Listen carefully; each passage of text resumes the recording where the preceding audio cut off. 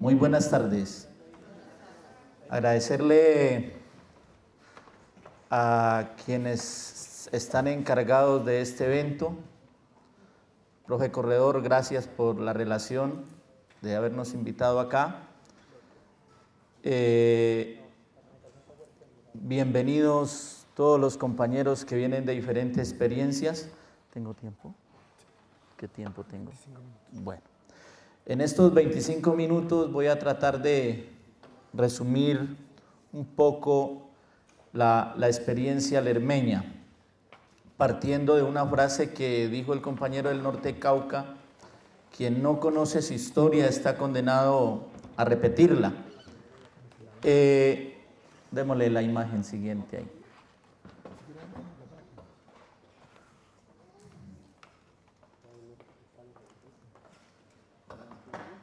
Mi nombre, Luis Alberto Gómez Velasco, soy nacido, parido en el territorio lermeño, docente de profesión, licenciado en educación de esta universidad y especialista en educación personalizada con la Universidad Católica de Manizales, y mi experiencia gira en torno al educativo y a la organización, la participación y el liderazgo campesino.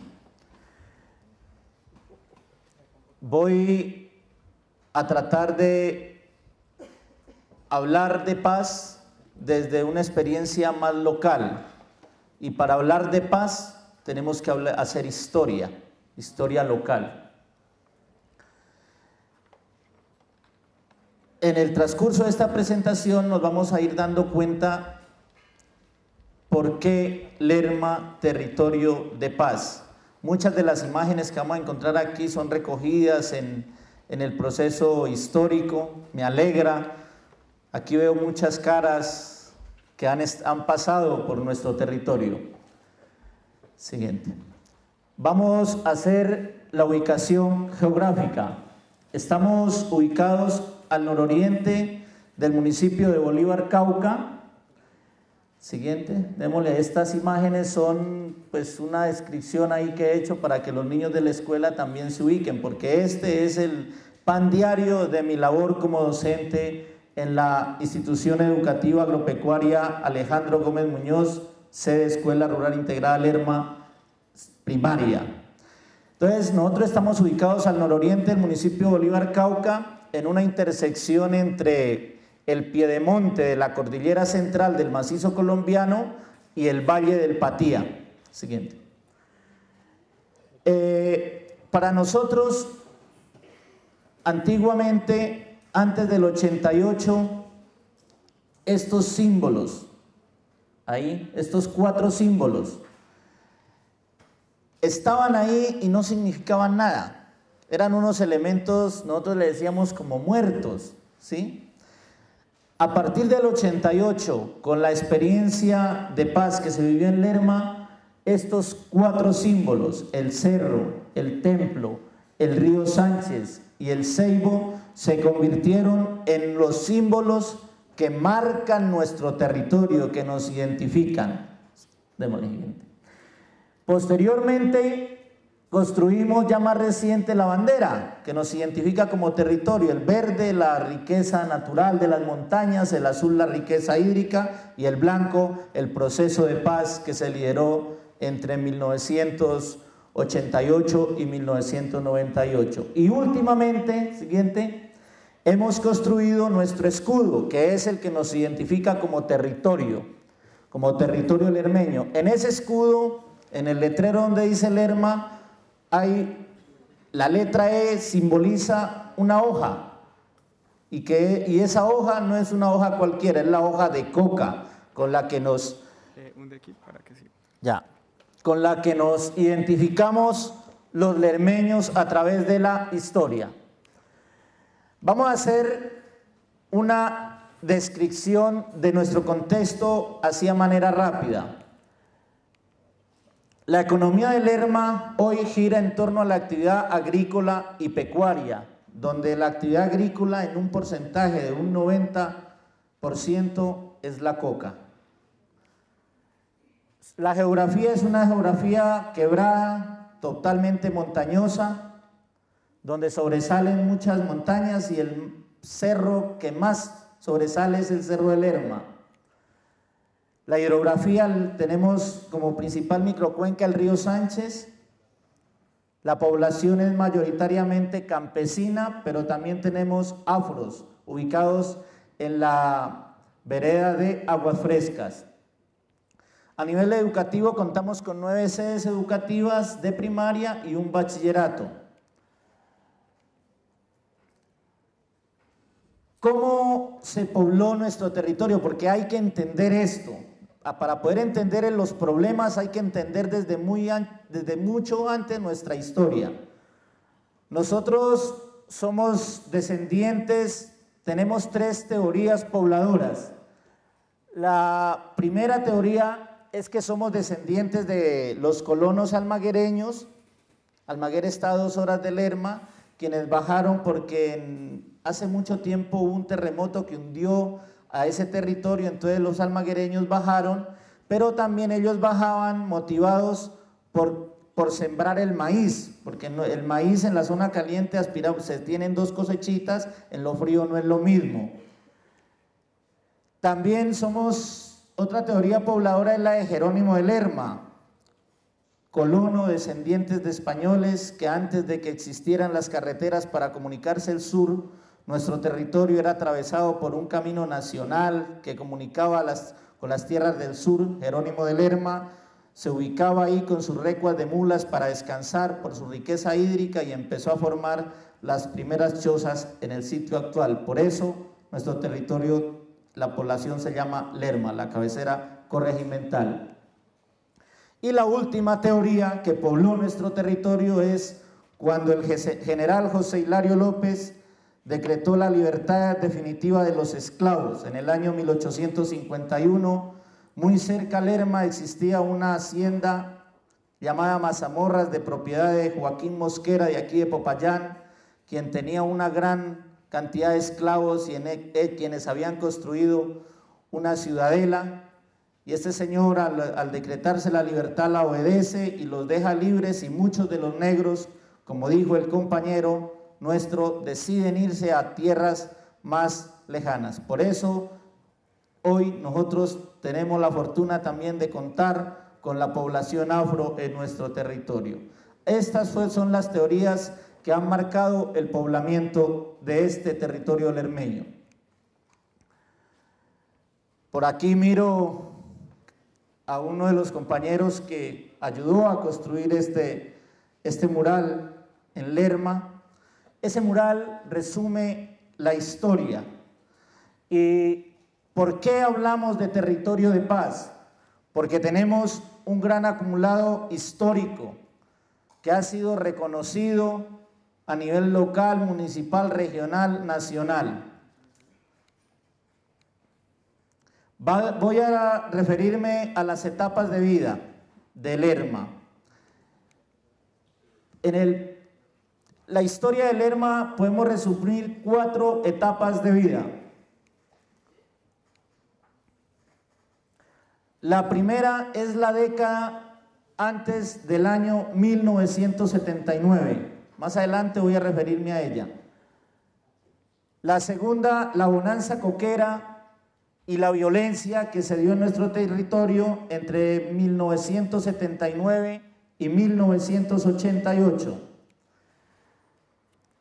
La tercera etapa de vida es el proceso comunitario que se gestó en Lerma para salir de la violencia, para erradicar la violencia entre el 88 y 98.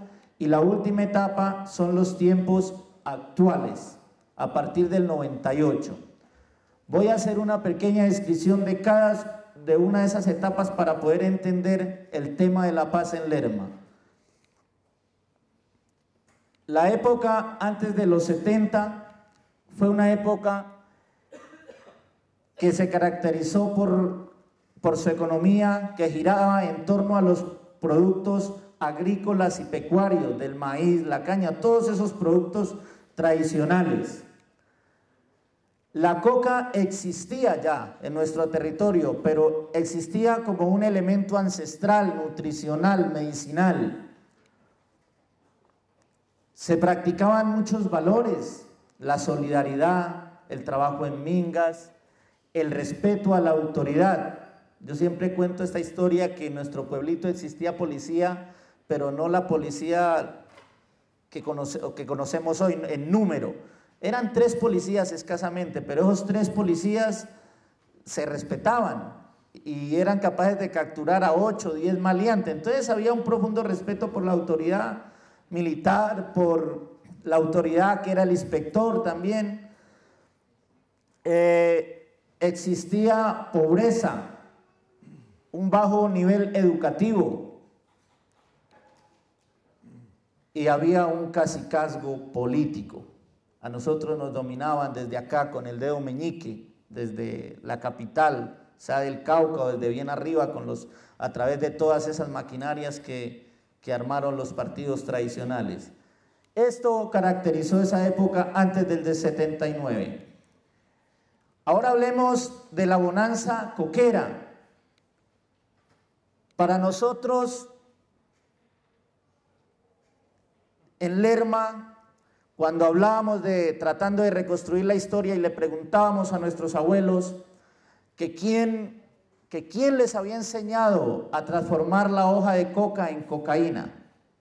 Entonces ellos nos decían que por acá estuvieron los cuerpos de paz, de filiación gringa, y que de alguna u otra forma ellos fueron los que le enseñaron a nuestros campesinos a transformar la hoja de coca en cocaína. En nuestro caso en Lerma llegó en el año 79, por eso dividimos esa historia ahí. Ahí empezó la desgracia para unos, la fortuna para otros y toda esta historia que vamos a contar de aquí en adelante. Entonces, el proceso inicia entre el año 78 y 79, ¿no? La transformación de la hoja de coca en cocaína. Cuando empezó este proceso, la coca dejó de venderse tostada, como era que se vendía antes para mambiar, para la medicina, y se empezó a vender cruda, de forma clandestina. Nadie sabía para qué era que se compraba la coca cruda, hasta que en poco tiempo ya la gente se fue regando el chisme de para qué era, que era para sacar un polvo, le decíamos en esa época, el famoso bazuco.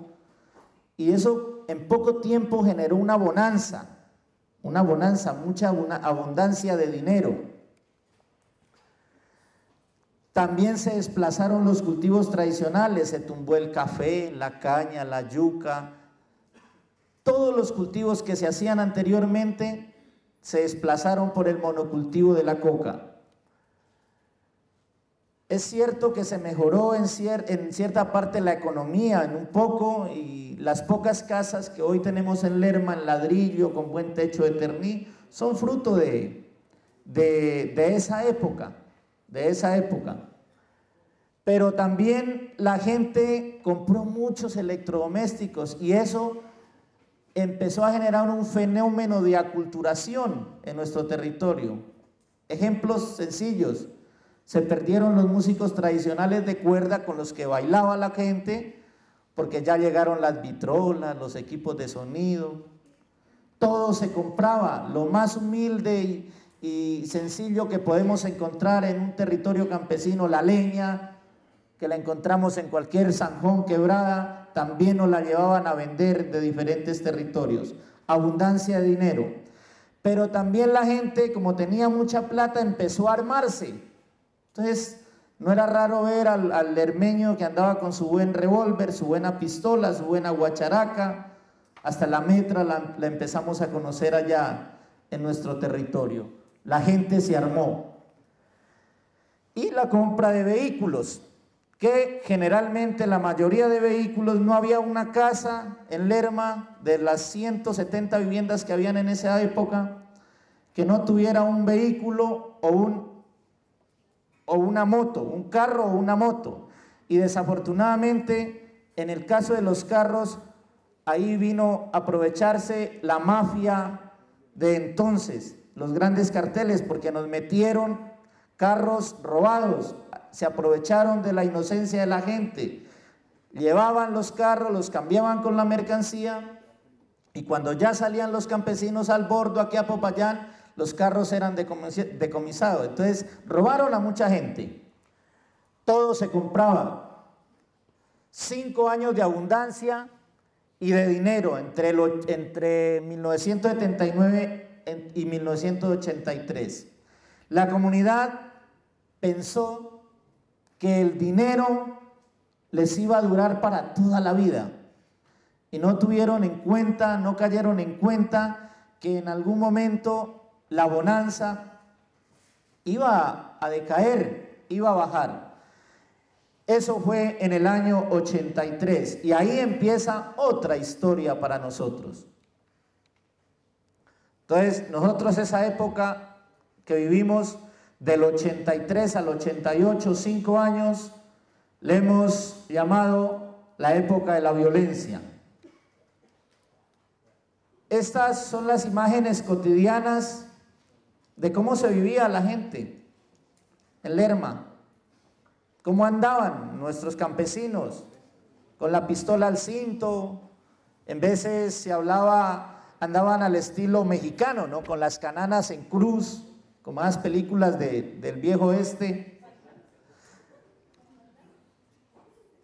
En el 83 la coca entra en decadencia por varios motivos. Por un lado, empieza la persecución del Estado al fenómeno del narcotráfico. Entonces, en la década del 80 llegaron los cortadores de coca con los policías antinarcóticos. Persecución que no ha acabado hasta nuestros días. Permanentemente van, fumigan y erradican. Con la diferencia que en nuestros días, en los últimos tiempos, la comunidad ha dicho: no nos vamos a dejar quitar más el pan de la boca. En el último intento que quisieron hacer para erradicar de manera manual, la comunidad organizada frenó esa erradicación y se instaló una mesa de negociación con el gobierno departamental y nacional. Por otro lado, lo que hizo que la coca entrara en decadencia fue la expansión del cultivo a nivel nacional también, ¿no? Entonces ya no entraban compradores. Al no entrar compradores, pues ya no entraba dinero. Y eso trajo otra consecuencia. Se generó un fenómeno de descomposición social. Los robos. Entonces la gente se empezó a tumbar entre familias. O el poco comprador que llevaban lo tumbaban también, lo robaban. Y eso ahondaba más la crisis. La drogadicción. La drogadicción, como ya no había tanto dinero para pagar, entonces la gente acostumbraba a pagar, a retomar una forma de pago muy vieja, que era pagar en especie. Entonces a la persona que iba a ayudar le pagaban en especie era darle tantos gramos de bazuco por el trabajo diario. Entonces, como la gente no tenían a quién vendérsela, imaginen qué la hacían. Se la fumaban. Entonces se generó un fenómeno de drogadicción. Por otro lado, las violaciones a las mujeres se volvieron cotidianas. Uno ya no podía citar a la novia a un sitio por ahí separadito, como tradicionalmente se hacen en los pueblos. Para los que conocen Lerma, ese sitio retiradito era la iglesia, el prado de la iglesia. Allá iban, se la quitaban, le ponían un revólver en la cabeza y, bueno, cállese o también se muere. Y lo más berraco fue que se generó un proceso de violencia armada entre familias. Las familias se rivalizaron unas con otras por todas esas situaciones, por los robos, las violaciones, la drogadicción. Entonces, las veredas que se conglomeraban el día jueves en Lerma ya no se podían mirar, porque el día jueves eran serenatas de plomo, porque ya todo el mundo estaba armado y ante cualquier problema todo el mundo respondía era con armas. Se perdió el valor de la vida. Se perdió el valor de la vida. Por aquí veo al profe Diego, quien ha escrito mucho de Lerma, esta historia, se vivió los días jueves cantidad de muertos, porque el mercadito es el día jueves en el pueblo, y ese es el día que cuando la gente estaba ebria, aprovechaban para darse plomo y matarse entre familias. En un periodo de 5 años, entre el 83 y los 88, muere más de la cuarta parte de la población, que es un porcentaje muy alto para un pueblo tan pequeño. Esas muertes se dieron entre familias, pero también aquí vamos a entrar ya como en detalle de dónde viene el conflicto en Colombia. Muchos actores armados también fueron agentes que ayudaron a que esa violencia se incrementara. En ese entonces, el M-19. El M-19 llegó a nuestra zona con un grupo disidente, según dicen la gente con la que hemos hablado, y se parcializaron con algunas familias y mataron mucha gente. Pero también estuvo la FARC en un pasón así muy rápido y mataron a alguna gente. Y también estuvieron los primeros grupos paramilitares de la época, que en ese entonces no se llamaban autodefensa ni paramilitares, sino los famosos escuadrones de la muerte. También mataron mucha gente. O sea, lo que decía el profesor, ya Lerma no se conocía, era como un pueblo de violencia, donde no se podía vivir, donde a toda hora se mataba. Este era el panorama por el cual nos conocíamos y por el cual nadie quería ir a Lerma, y muchos de los nuestros que vivían allá, cuando salían acá, no decían que eran lermeños. Ese era el panorama triste, el panorama que nos dejó la violencia. Este es un título de un periódico, Lerma, otro cementerio. Ese croquis lo hicimos nosotros, ya el mapa, ese es el pueblito. Todos los cuadros son viviendas. Los cuadritos rojos eran sitios donde habían cantinas, griles, bares. Más de 20 para una población de esa tan pequeña.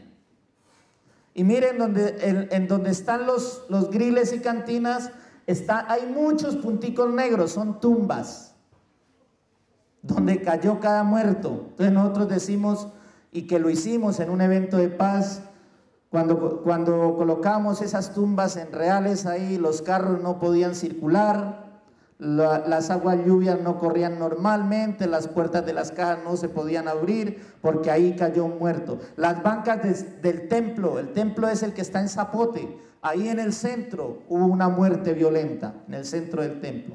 Entonces nosotros estábamos en crisis. Ante todo este panorama, ya había salido a estudiar un gran líder que nos ha enseñado y